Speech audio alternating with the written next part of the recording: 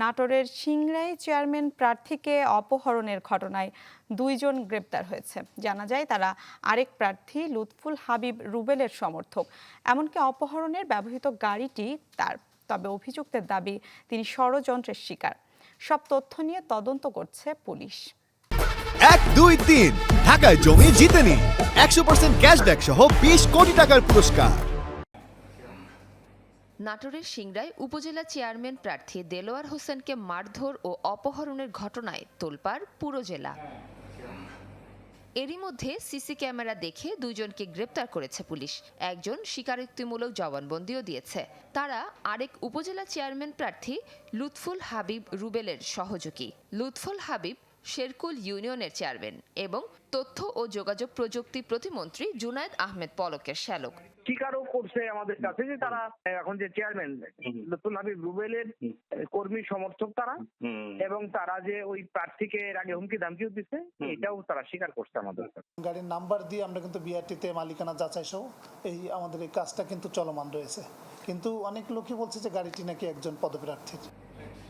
তবে অভিযুক্ত লুৎফুল হাবিবের দাবি নির্দোষ তিনি, হয়েছেন ষড়যন্ত্রের শিকার।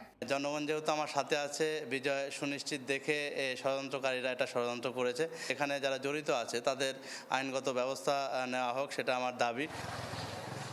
নির্বাচনের আগে এমন ঘটনায় সুষ্ঠু ভোট নিয়ে শঙ্কায় স্থানীয় ও সচেতন নাগরিকরা। প্রার্থী অপহরণের ঘটনা এটা সারা দেশের এখন সবচাইতে গুরুত্বপূর্ণ আলোচ্য বিষয় হয়ে দাঁড়িয়েছে।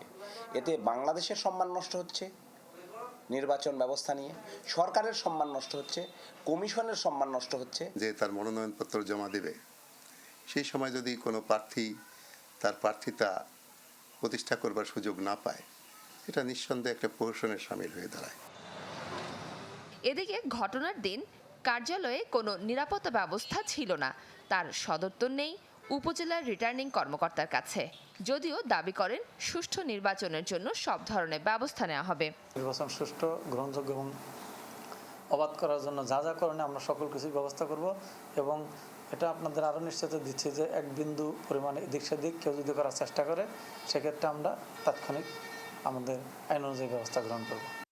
অভিযুক্ত প্রার্থী লুৎফুল হাবিব রুবেলের প্রার্থিতা কেন বাতিল করা হবে না সে বিষয়ে ব্যাখ্যা চেয়ে তাকে তলব করেছে নির্বাচন কমিশন। Desk report, channel 24।